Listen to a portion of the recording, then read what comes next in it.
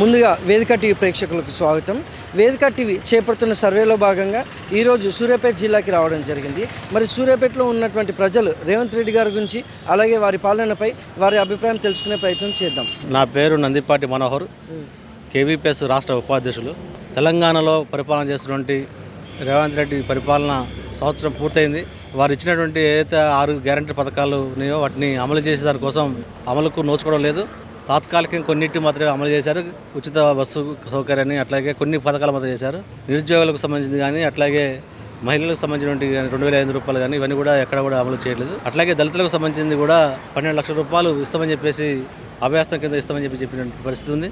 గతంలో కేసీఆర్ 10 లక్షలు ఇస్తామని చెప్పంటే ఈయన 12 లక్షలు పెంచి ఇస్తామని చెప్పన్నాడు. అది కూడా ఇంతవరకు కూడా దానికి రూపకల్పన చేసే పరిస్థితి కనపట్లేదు.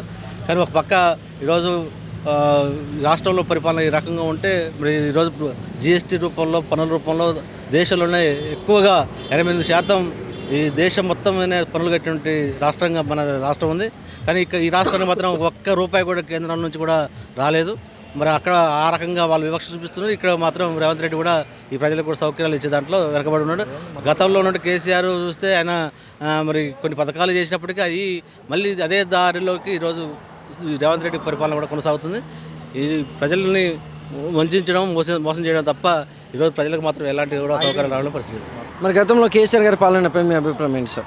గతంలోని కేసీఆర్ పాలనలో ప్రజల్ని సంబంధించి ఏదైతే తన మొత్తం కూడా అందరికీ అన్నీ ఇస్తామని చెప్పేసి బంగారు తెలంగాణ సాధిస్తామని చెప్పినటువంటి కేసీఆర్ గారు ఆనాడు నిధులు, నియామకాలు, అట్లాగే వీటన్నిటి కోసం ప్రజల ఆకాంక్షను మొత్తం తీరుస్తామని చెప్పేసి కేసీఆర్ 10 సంవత్సరాలు కాలం చూశారు. 10 సంవత్సరాల కాలంలో ఎక్కడ కూడా అమలు చేయలేదు.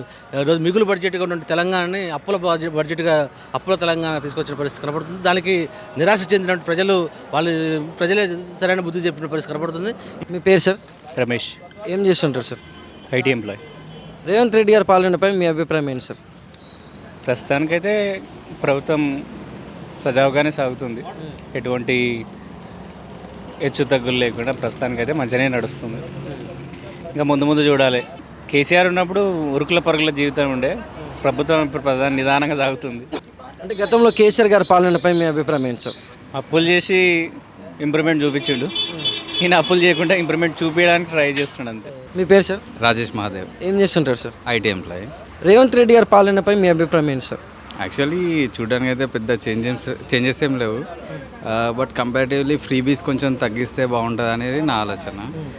ఈ బస్సెస్ ఫ్రీ వల్ల ఆటోస్కి వాళ్ళకి చాలా ప్రాబ్లమ్స్ అవుతున్నాయి. బెటర్ ఈ ఫ్రీబీస్ తగ్గిస్తే ఫ్యూచర్లో బాగుంటుంది అనేది నా ఆలోచన. ఫ్రీబీస్ అన్నీ ఫ్రీ ఇచ్చేటివి మొత్తం తగ్గించుకొని focus on health and education మీద కొంచెం ఫోకస్ చేస్తే బాగుంటుంది అనేది నా ఆలోచన. ఏమైనా ఫెసిలిటీస్ ఏమైనా వేస్తే గవర్నమెంట్ హాస్పిటల్స్లో కానీ, గవర్నమెంట్ స్కూల్స్లలో కానీ, స్కూల్స్లో మొత్తం కౌంట్ మొత్తం పడిపోతుంది స్టూడెంట్స్కి.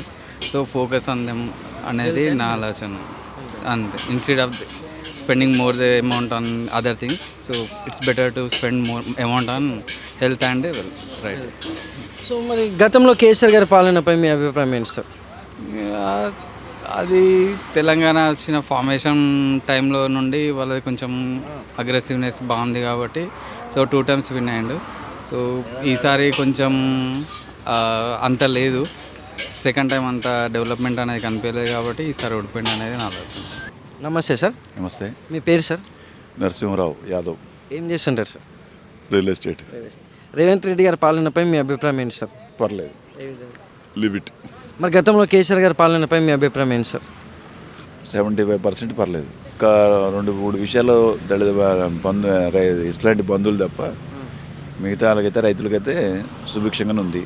ఇకపోతే కొన్ని విషయాలు సరే ఒక 25% ఎక్కడైనా తప్పులు ఉంటాయి. అది పెద్ద విశేషం కూడా కాదు. కాకపోతే ఏంటంటే వాళ్ళకన్నా వీళ్ళు చాలా డల్ అయ్యారు. దాన్ని బట్టి ఆలోచన. ఇప్పటితో పోల్చుకుంటే గతంలో కేసీఆర్ గారి పాలన బాగుందంటారు. 75%. దాంట్లో ఎటువంటి అభ్యంతరం లేదు, నిరభ్యంతరం చెప్పొచ్చు. ప్రజలు కూడా కొన్ని చాలా కరెంటు కానీ, ఇటుపోతే రైతులకు రుణమాఫీ కానీ, లాస్ట్ ఎండింగ్లో కూడా 1 lakh చేశారు. కాకపోతే కొద్దిగా అహంకారపూరితమైన విషయాలు కొన్ని అక్కడక్కడ వెరీ గుడ్.